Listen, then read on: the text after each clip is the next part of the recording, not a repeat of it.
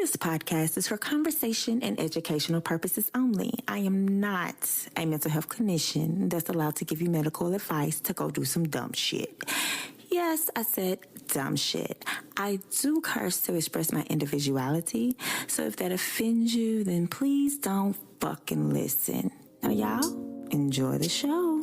Are you tired of that bullshit? Toxic people in relationships. They be dealing with the narcissist. Are you dealing with the narcissist? Push you down in every argument. Now you're fighting your depression. Are you fighting your depression? Trying to figure out the lesson. What's the lesson? Maybe you're looking for a soul. Where you at? But the dating scene ain't looking great. Well, I'm two keys and I'm in town. What's up? I'm gonna help you lay them burdens down. So please enjoy this episode of the Sexy Nurse Chronicles. Ain't no party like a two keys party, cause a two keys party don't stop. Ain't no party like a two keys party, cause a two keys party don't stop. Episode number 10, we in, y'all. Episode number 10, we in. Episode number 10, we in, y'all. Episode number 10, we in. Ow. Y'all, welcome to the Sexy Nurse Chronicles podcast. I am your host, Nurse Motherfucking 2 Keys, y'all. I guess y'all done figured out which episode this is. 10, y'all. I done ran a dime on the podcast game, so this episode is going to be very special and very unique to both of us because I'm going as I go. And y'all, I don't know if y'all knew or not, but all the music that I've ever come up with, I come up with it off the dome. And then I have a great cast behind me that puts a beat to it. That was a cappella. Now y'all hear it with music. I know, right? Dope. Anyways, if y'all haven't already, give this episode a thumbs up, like, share, subscribe, comment, all that stuff. Send some of y'all's Dear Kiki letters in, honey. It's been nice, y'all. I just love it. And I want to give a major shout out to my audience, y'all listening all over the world. Yes, y'all. We got the US, the best country in the world. It's fucked up, but the best country in the world. That's for a different time. That's a whole different episode right there. But anyways, I love you, the U.S. And we got Canada, the Republic of Moldova, y'all, Mexico, Bangladesh, the U.K., Italy, France, Germany, Egypt, the Ukraine, Puerto Rico. Got a Rico on them, y'all. Mm-hmm. No, don't mess with him. Just letting y'all know. Just letting you know. Anyway, in Norway, India, Australia, Nigeria, and Greece, y'all. Let me say, I am so humble. Like, y'all are my heroes. Y'all think I'm the hero for just doing this, but y'all are the heroes that listen. You know what I'm saying? Y'all are the heroes that take what I say, if it means anything to you, and you put it to good use. Because that's what this is for. It's all it's been for the divine to just continue to bless us. And, you know, let me just say, like, I started with one country that was 99% U.S., 1% India. Shout out to India. They have been loyal. But like now, look at me. Y'all, from the comfort of my own damn home, honey. Yes, baby. Black girl magic. Including still going to school for nurse practitioner. Yes, I passed another grade, another level, I guess. Just working and doing this, y'all. I'm going to be more consistent. I'm saying it to y'all. I am. And we're going to do this thing. We're going to keep it sexy. So, moving on, you know, we've been really dealing with narcissism and the effects of and what it looks like and all that. And so, like the last episode, you know, we talked about, like, what it does to you as a person. So, now it's time to move from victim to victor. You know, y'all ain't no motherfucking victims. Shake this, honey. Smack yourself. Right now, get some baby powder, put it on your hand, and smack the shit out yourself because you're not a victim. You're not. You're a victor because we're healing. That's what we're doing. We open up these child wounds. We acknowledge them. We learn why we are the way we are. Now it's time to fix the shit. And nobody has the control to do that but you. And you know when you fix some shit, man, stuff starts to work. Okay? So on this episode, we're going to talk about how to deal with your emotions. That's the first thing we got to fix. Because, honey, the way my attitude is set up to what all I done been through. Honey. Okay. So we're going to talk about how to deal with your emotions. Y'all listen. If anything correlates with you, inspires you, let me know. Please put it down in the comments. Y'all, we got to get this thing shaking and baking. You feel me? So, over the years, I had to do some shadow work. Huh? No, I ain't no witch or nothing like that. Well, they say I'm a good witch. That's what they say. I don't know. Witch or bitch. One of them. Wish you would, though. That's all I'm saying. Yeah. Okay. Let me take a little sip of my tea. Hold on. Wait, y'all. Hold on. I'm coming right back. Into ice. But, y'all, I do this shadow work, man. I had to deal. Y'all done had to deal with me here. Y'all done heard all my whole damn life. Damn near. But it gets better. And the great thing about it is everybody, they talk about self-love. They talk about self-care. They talk about self-healing. But then it's like, if you've never been loved properly by all the people that you've loved all your life, the people that you love the most, the people you would give your last to, the people that used you, took your kindness for weakness, depleted your energy. It's a hard-ass fucking pill to swallow. Trauma is hard to process because you associated with your real, genuine love with people who weren't really genuinely loving you back, unconditionally loving you anyway. So if this resonates, y'all, please comment on whatever platform you're listening on. I don't know what I'm going to be on next month. I might be on something new. I don't know. Thank you for listening on every platform. I appreciate you. And I thank you, Lord, for the platform. But, Oprah, one of my inspirations, biggest inspiration, she just came out with a book. It says it's called What Happened to You. And they're not just judge you like what happened to you, but like I recommend this book. We're gonna get into it, so I'm definitely gonna be reading it. I got to put her shit in there. I love Oprah. Hopefully one day Oprah will be on this show. I pray in the name of Jesus, honey. I done made this come to pass so far. Hell, imperfections and all. I know y'all heard that. I know y'all heard that stutter. That's that Taylor Port kicking in. No, I'm just playing. But no, really. In her book, she talks about trauma, and a lot of people think that trauma is like a big event. They think it's a big car crash or a plane crash, or it's a car crash, or somebody dies, or they think it's just something that's just like so horrendous. But that's not the result of real trauma. Yes, you will have PTSD from that big event, but trauma really happens from little experience after little experience after little experience after little experience. So, when you're dealing with a narcissist, you have those good days. Sometimes you have great days. So when you have those little experiences, you don't really pay attention to them until after years and years and years they chip away at you, especially if you're in an intimate relationship. But like, if you never knew from childhood that your parent was a narcissist, then you're sorry, boo.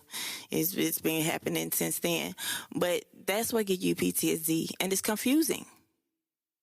But once you realize, you acknowledge, you realize what the fuck is going on, you're like, okay, this is fucked up. Okay. And like I said, this ain't no he-man, woman hater show. This is where we're going to fucking heal, y'all. This is episode number 10. So we're going to talk about our emotions now. Okay. Now, of course, what somebody did to us and responsive, but we're going to talk about our emotions, like why we probably, if you're like me, and if this doesn't apply, let it fly out the fucking window for all I care. Beat it with a bat, I don't care. Shoot it, boom, bow, boom, whatever. But I was at a dark place. In my healing journey when I first started, I was at a really, really, really, really dark place. And a lot of people can probably testify. Even though you've been through an abusive relationship, you done got used to it. Especially if you done had 10, 12, 15, 20, 30, 50, 102, 3, 4 years with somebody. You get accustomed to them. You've grown to love them. You do. And you knew in love and marriage, you expect you stay with that person, flaws and all. But over time, when you notice that the good is not really outweighing the bad, that there's more bad than there is good, then it's like, okay, your personality changes, your physical symptoms change, it's physically affecting you, that's when it's time to go on this healing journey. And so even though I was separated from my abusers, because, I cut a bitch off real quick. Yes, this is the podcast for healing and dealing. And sit back and relax. But no, seriously though, like on my healing journey, I was depressed because I didn't know how to identify with my feelings. But, at first I was depressed, but then I was also tired of feeling alone. I was tired of being triggered to the point that confrontation just made me want to stay in bed all day. This is after I done left. You think, okay, you leave somebody after you've dealt with abuse. You leave them. Okay, I got my own place now. This is my boundary. And you'll still find yourself arguing with this person. Like, why am I still arguing with you? And you're not even here. You know what I'm saying? There's still that power, that mind control, and dealing with unhealthy relationships that drained me, depleted my energy, lost the motivation to do things that I was supposed to do that needed to be done. But now I'm stuck in the fucking bed because I'm depressed. You know what I'm saying? It's just like, then a part of my healing, there comes a good day. It's like, oh, I feel like on top of the world. Maybe the day before I didn't get good sleep. Maybe the day before it was just a horrible day, or I was tired, or, whatever. But then here comes a good day.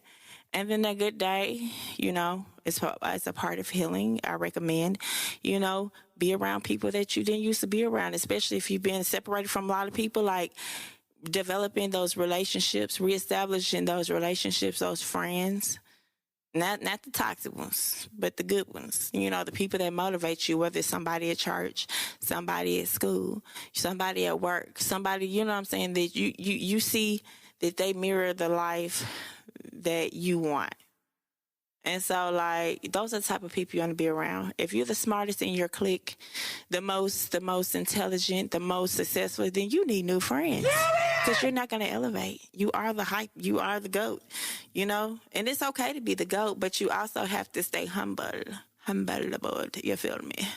Okay, so when we're dealing with emotions and emotional dysregulation, which is due to being in a toxic, narcissistic upbringing, you don't know how to deal with your feelings. So you're emotionally dysregulated. And I am. Honey, I diagnosed myself. I am. And your former abuser, they can just call, or they send a triggering long text message.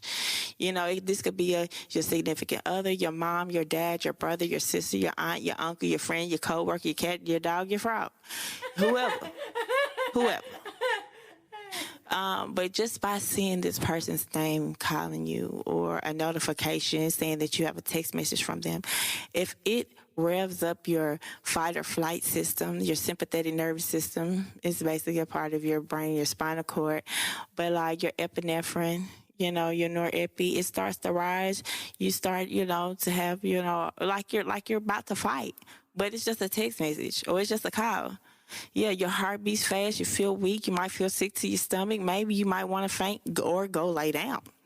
And maybe you just want, or you want to tell them about their motherfucking self. That's what you really want to do. In a fit of anger or rage, only to eventually your ass gonna calm down and you're gonna regret it later. Does that resonate?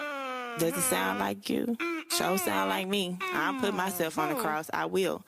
And it's like you regret letting them see you that way because it shows them that they still have the power. Months, years, weeks, however long later, when you're supposed to have moved on. So it's like you feel like you take 3 steps forward and then like 5 steps back. And y'all, I'm here to tell you, listen. Okay. Listen to your sister Nurse Two Keys, your auntie. Listen to TT. Okay. This is normal.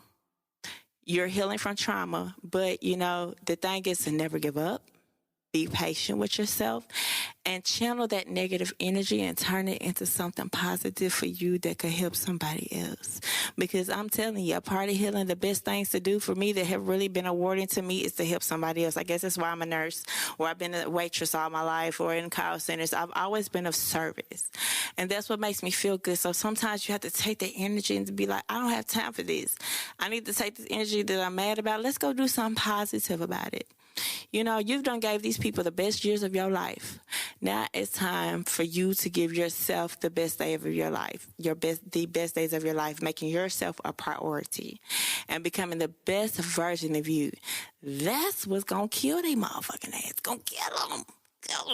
I swear, y'all, your perseverance, you know, you never giving up, your resilience.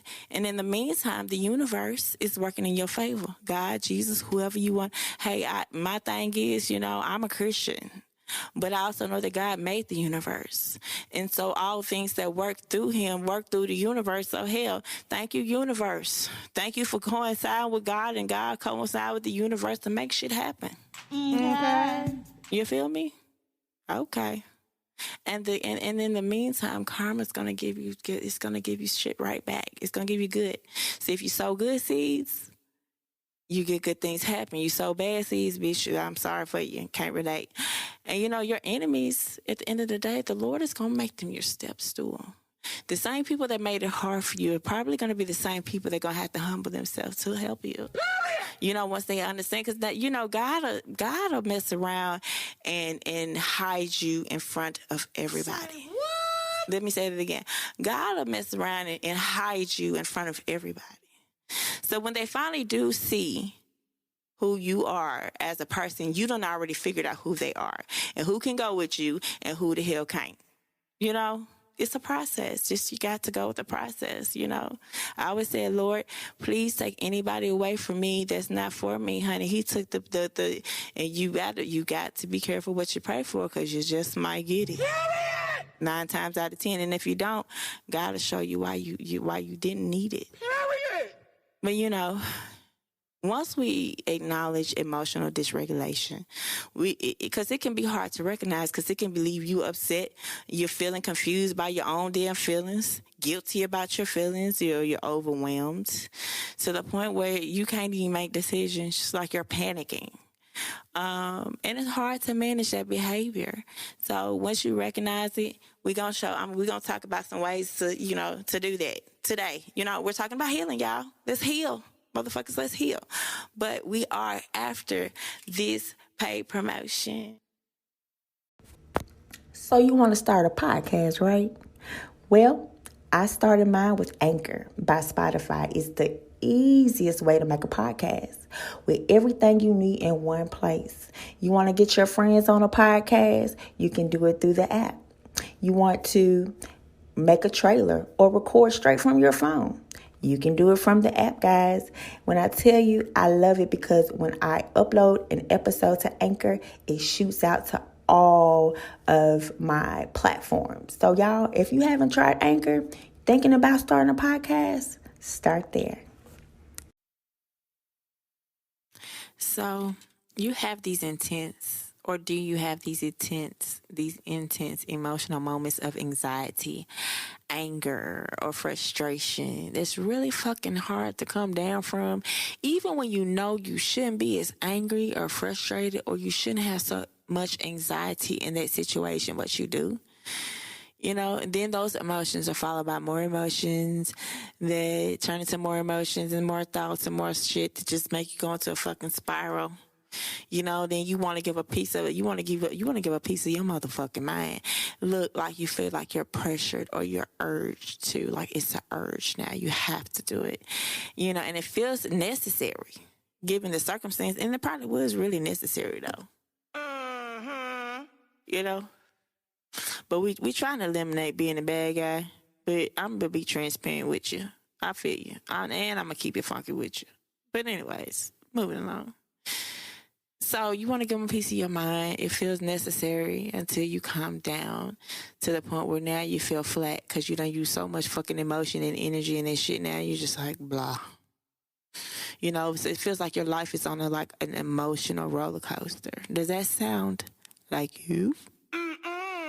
If you don't want to, you don't gotta admit it. But listen. When you are real with yourself, you can deal with it. Does it sound like you? And if it don't, then it don't fly, bitch. Let it fly. How you do? So I'm gonna give you another example. You've been talking to this guy. You met him on an online dating app. You connect with him instantly, bitch. You're feeling him. You have an hour-long conversations, thinking of you text.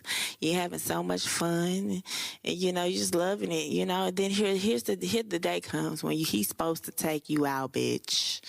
Yes, honey, y'all going out, and you're really looking forward to it. Man, you done got your mani, bitch. You done got your petty. Man, you done got your haircut. Man, you got your smell good. How you do? Got your edge up, your line up, you know, looking sexy, looking like a snack, a full course meal, and dessert, bitch. Okay. Hair, ladies, you done got your hair done. Your makeup's on point, your outfit, bitch, you're looking like $1 million.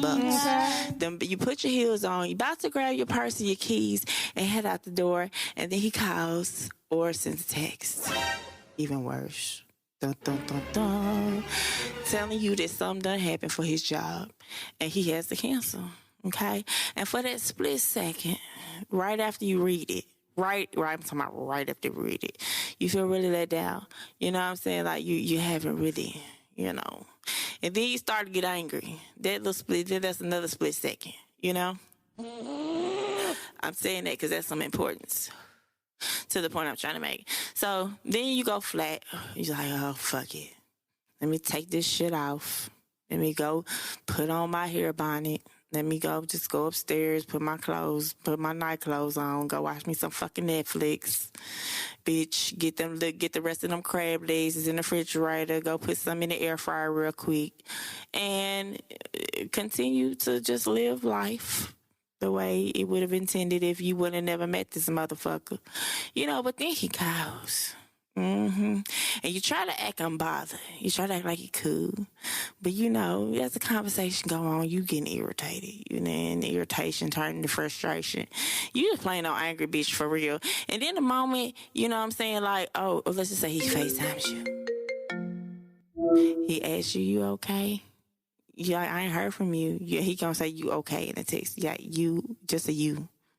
Okay. He ain't gonna put an O. Bitch, so fucking lazy. Anyways, and you say you're cool, but you continue the conversation. It goes left. He's irritated now. You're irritated. It irritates you even more because he's irritated even though he stood you up. What kind of shit by the is end that? of the call, you done cursed his ass out. Probably blocked that motherfucker. And now that potential relationship is done. Now, granted, you could have been rightful in the way, honey, let him go. Because the thing is, if a man is in love with you, he is not going to get irritated with you that fucking quick. And if he do, bitch, I'm not your cup of tea, honey. I'm an acquired taste, bitch. Look it up in the dictionary. Anyways, but then you have to calm down. After all of that, then you become flat again. You're just like, fuck niggas, get money. Does that sound familiar to you? Yep. Okay, I'm going to give you another example. If you ain't never been through that, you done had an overdraft fee. Most people have. And, you know, after you get so many of them, you just like, let me call the bank and see if I can get one back because I am putting money back in the account and shit, and I've been paying it. But I really needed that money to, I don't know, buy some Pampers. You know what I'm saying? So it's just like, you get mad when the teller lady tell you, I'm sorry, I can only give you one. You're going to have to call, bitch, one. Are you serious? All the motherfucking money y'all done took from me, bitch? And then you going to be like Jesus and start flipping tables over and shit. Yeah, that's called emotional dysregulation. And you might not be on that extreme. I'm just giving you examples. And it's actually not your fault that you're that way, because most of the time it comes from a traumatic, those feelings of not being able to regulate your emotions comes from a traumatic childhood. And so your partner may stick around with you acting like this. If you're in a relationship, over time, though, it's going to drain that relationship. You're going to lose trust, and it becomes toxic. And the more toxic, over time, an emotionally regulated relationship, would have been growing over time. This shit, it gets worse. So in a healthy relationship, a healthy emotional regulated relationship, the feelings grow deeper over time. They don't grow toxic. There's a difference, y'all. Deeper, toxic, Ask them couples that's done been together about 50, 60 years. They done been through this shit, but over time, shit has to fucking give. I love you, you love me, motherfucker. We in this bitch together. With you missing your teeth and your breath smelling bad, and bitch done took a wig off, honey, went to bed looking like Beyonce, woke up looking like Danny Glover. I don't know. Yeah. But it's just like people tell you when you're healing too, you need to be in touch with your feelings. You need to grieve your feelings after, leaving somebody that's been in, if it's your family, your mother, feel your feelings. But when you're emotionally dysregulated, especially because you were a kid that was not allowed to have feelings, it's hard to recognize them motherfuckers. Because if you got your ass beat for saying, I feel this way, or if you say you feel this way, oh, you just being a fucking baby, like grow up, get the fuck over yourself, damn. So it's like when you grow up in an environment like that, you don't know how to process those feelings. And people with childhood PTSD, it's extremely hard. So we had to learn how to regulate those feelings by creating these little mental toolboxes in our brains. That's what we talking about, this healing journey. So we can know how to control our feelings. So we're going to go to this mental toolbox. So I'm finna give y'all some shit to put in y'all mental toolbox, okay? So let's talk about a way to combat this. Let's think for a split second. You remember when we went into just hearing about the phone call? Hearing a phone call, you about to grab your keys, walk out the door, and then you see the message, you read it for that split second, you're processing it. Your brain for that moment is like, okay, this is happening right now. And before you can talk through it, you know what I'm saying? Right before you get angry, right when you're kind of getting that down, right before that rumble in your gut starts to feel anger or fucking rage, there's this window of opportunity. And I'm going to basically say, I found this chick on, not Facebook, on YouTube. I'm going to put her link below. And she basically talks about these kind of ways that you can kind of like keep that plane from going off the ground. So when I think about emotions, the way she made a good point, is like, how you get on a plane, you get strapped up, they start driving around. And then all of a sudden they stop. And then they just start to go, and they go really fast, and then you can feel the rumble. That's like the hardest part of for a lot of people, like riding a plane, is that part. Right before it takes off and flies in the air. We gonna catch our moments before it take off and fly in the fucking air. So he just called, just text, can't make it. I'm gonna make it up to you, punk motherfucker.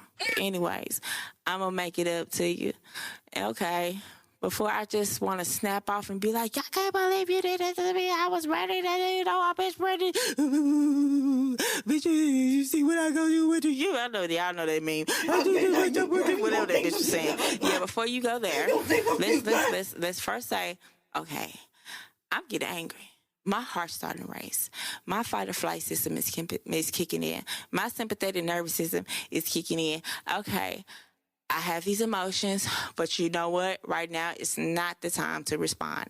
So let me sit the fuck back real quick and say, oh, I'm getting angry. It might be a moment where you feel like you want to cry or you're getting anxious. Like I feel myself breathing right now. Y'all can hear me. I brush my teeth, y'all. But anyway, I say that to say, like, Nurse Two Keys be having emotional reactions and shit. And it'd be like, okay, let's slow down this flame before it gets started. Because once you start panicking, you feel like you have to rush through those feelings of anger. And then we spiral. And then a bitch is like, we can't control this shit. And then we trying to slow it down. And we need to take time to breathe. You know what I'm saying? And it's either you can or you can't. But if you do, take time to breathe. Take time to respond. One of my teachers that taught me when I went to Lipscomb, she told me, she said, Kiki, you don't need to react. You need to learn how to respond. So give yourself that time. Let me say it one more time. Kiki, Nurse Two Keys, Mexico, Italy, Moldova, Ukraine, Nigeria, India, Italy, all y'all. Sorry if I missed you.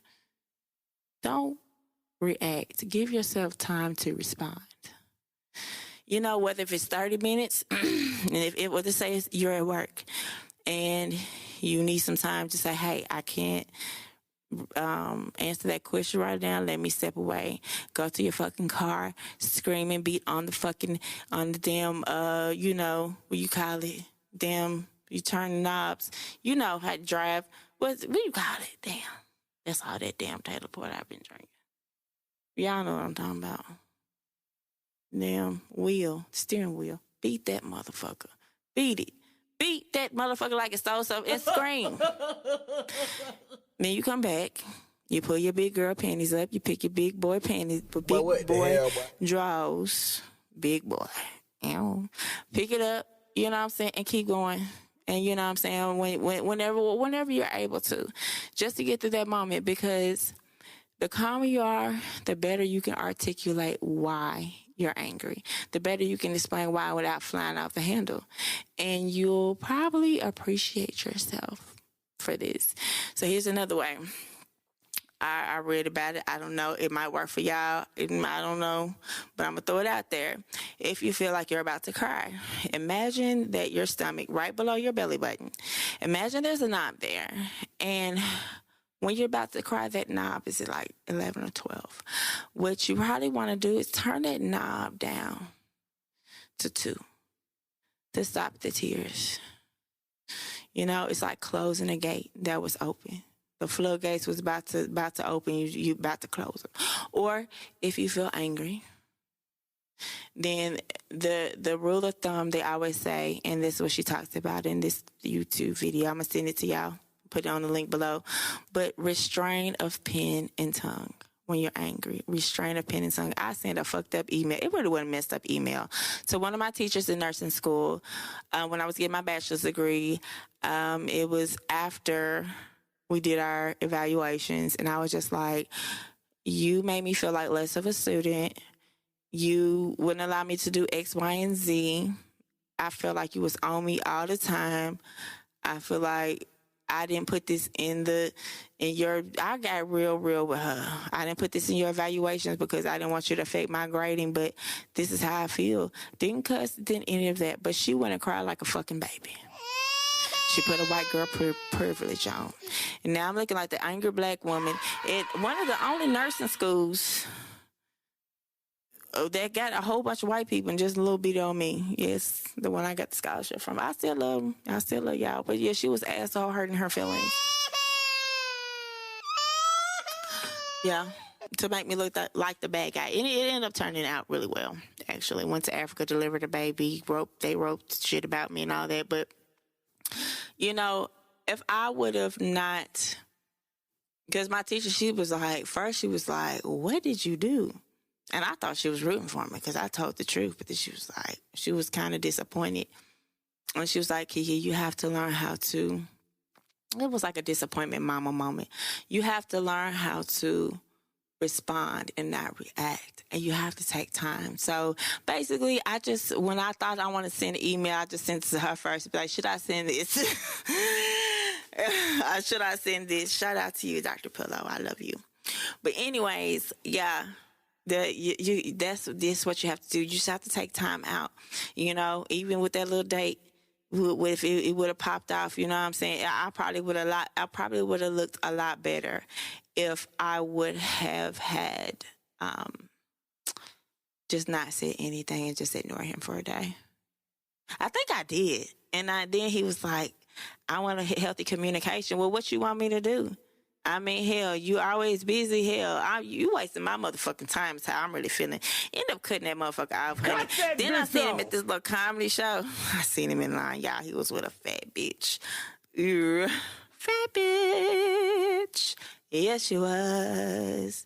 Anyways, and I'm sitting here looking like, oh my God, please don't look at me. But then I'm like, yeah, I look good because I was cute, honey. I had my little thing on, honey, my little jerk. Who couldn't tell me shit looking like $1,000,000 bucks? Okay, moving along, y'all. So another thing that you can do that I found out was very beneficial to me was emergency writing. This is journaling, okay? This is something that you can do anytime you feel like. And I thought this shit was corny because we always give it to our patients. We give them a notebook with the admission packet when they come in. You know, I work at the Looney Bin Psych Hospital, one of them, maybe, yeah. But like, I was going through something one day, and when I tell you, I could not express it to my coworkers because I don't want them in my business all the time, you know. And it's like it's too much. I can't, and I found a journal prompt that told me to basically write down all of my cares, everything that was bothering me without going in a rabbit hole. So I did that. And then they had me go over all those things and say, what's the worst that could happen from this? What's the probability that this would happen to this? And how can you change your perspective? You know, and then, you know, I got all that shit off my chest. And then I made a little bill thing and everything for my bills and budgeted in the same journal. I felt better after that, y'all. That really helps. And then another thing, and after this, y'all, we're going to go to our segments. I love y'all. Another way to combat emotional dysregulation or just feeling like you're just fucking over it is, I don't say hard exercise because it depends on how hard your heart is. Me, I can do brisk walking 35 minutes, 3 days a week. It was a class I took, made an A in it, lost my stomach after the class was over, never did it again. But I tried to do that. That's what I'm working on now. But if you need to run up some stairs, decrease some stress chemicals, you know, might need to have sex, might need some dick, penis, might need some cuckoo for Cocoa Pop, but don't go cuckoo for Cocoa Puffs. We trying to heal now. You know, even if it's like wash your hands with cold water while you're at work, something to emotionally, like to physically distract you. That will help your emotions. And so when you're emotionally dysregulated, it's like you're in a trance. So being able to see yourself, understand what emotional regulation is and how you can stop that shit before it starts, you know, you'll thank yourself. So if you have to physically just have to touch yourself with water or whatever, or one of those, you know what? Y'all, another part of my healing has been listening to mantras, okay? So I had this mantra that I made up. So y'all, this is like another segment. I don't know what the fuck it's gonna be called because it's getting heavy in this bitch. But basically, what a mantra is something it's like a saying over and over until you believe it. And so I'm big on numerology, y'all. And so 1111 is one of my numbers. And so I'm going to run one of these numbers on y'all. Y'all let me know how y'all like it. Y'all listen to it, rewind it. Y'all, we're going to turn this thing into a whole fucking album of mantras and affirmations. So y'all, here we go. 11, 11, 11. Thank you, Lord. Thank you, God, for our blessings. Thank you. TSH made it. 11, 11, 11, 11. This a moment that you've been waiting for, manifesting and been praying for. Now all your blessings at your front door. 11, 11, 11, 11. This a moment that you've been waiting for, manifesting and been praying for. Now all your blessings at your front door. Breathe in, breathe out, breathe in, breathe out. I said breathe in, breathe out, breathe in, breathe out. Bullshit in, good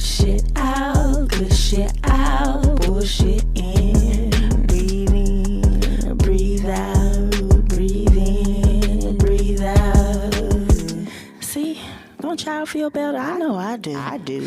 Just by breathing and believing that 11:11, the hour of manifestation. Yes.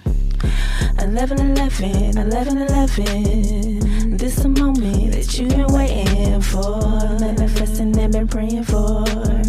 Now all your blessings at your front door. 11:11, 11:11. This a moment that you've been waiting for, manifesting and been praying for. Now all your blessings at your front door. Yay. Yes. I know y'all feel better because I do. So now we're going to go into some affirmations. I am worthy. I am worthy. I am worthy. I am worthy. I am enough. I am enough. Got what it takes. I am enough. 11:11, 11:11. This a moment that you've been waiting for, manifesting and been praying for. Now all your blessings at your front door. 11:11, 11:11. This a moment that you've been waiting for, manifesting and been praying for. Now all your blessings at your front door. All right, y'all. Come on, let's clap it up. Put your hands up, y'all. Come on. I am worthy. I am worthy. I am worthy. I am worthy. I am enough. I am enough. Got what it takes. I am enough.